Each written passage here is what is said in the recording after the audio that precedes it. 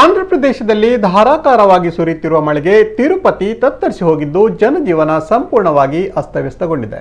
ಕೆಲವು ಭಕ್ತರು ಕಾಲ್ನಡಿಗೆ ಮೂಲಕ, ಇನ್ನು ಕೆಲವರು ವಾಹನಗಳ ಮೂಲಕ ತಿರುಮಲ ಪ್ರವೇಶಿಸಿ ವೆಂಕಟೇಶ್ವರ ದೇವಸ್ಥಾನಕ್ಕೆ ಭೇಟಿಯನ್ನ ನೀಡುತ್ತಾರೆ.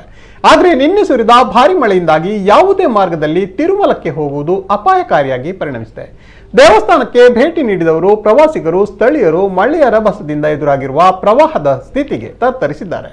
ಸಾಮಾಜಿಕ ಮಾಧ್ಯಮಗಳಲ್ಲಿ ಹೊಳೆಯಾದ ರಸ್ತೆಗಳ ವಿಡಿಯೋಗಳು ಹರಿದಾಡುತ್ತಿವೆ. ಭಾರಿ ಮಳೆಯಿಂದಾಗಿ ತಿರುಪತಿಯಲ್ಲಿ ಜನಜೀವನಕ್ಕೂ ಅಡ್ಡಿ ಉಂಟಾಗಿದೆ.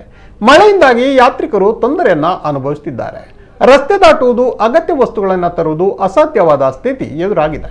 ತಿರುಪತಿಯಲ್ಲಿ ಭಾರಿ ಮಳೆಯಾಗುತ್ತಿರುವುದರಿಂದ ಯಾತ್ರಿಕರ ಸುರಕ್ಷತೆಯ ದೃಷ್ಟಿಯಿಂದ ಬೆಟ್ಟದ ಮೇಲಿರುವ ದೇವಸ್ಥಾನಕ್ಕೆ ತೆರಳುವ 2 ಪಾದಚಾರಿ ಮಾರ್ಗಗಳನ್ನು ಬಂದ್ ಮಾಡಲಾಗಿದೆ. ಮುಂದಿನ ಆದೇಶದವರೆಗೂ ಈ ನಿಯಮ ಜಾರಿಯಲ್ಲಿರಲಿದೆ ಎಂದು ಟಿಟಿಡಿ ತಿಳಿಸಿದೆ. ಟಿಟಿಡಿ ಕಚೇರಿಯ ಸಿಬ್ಬಂದಿ ಇಂದು ರಜೆಯನ್ನ ಘೋಷಿಸಲಾಗಿದೆ.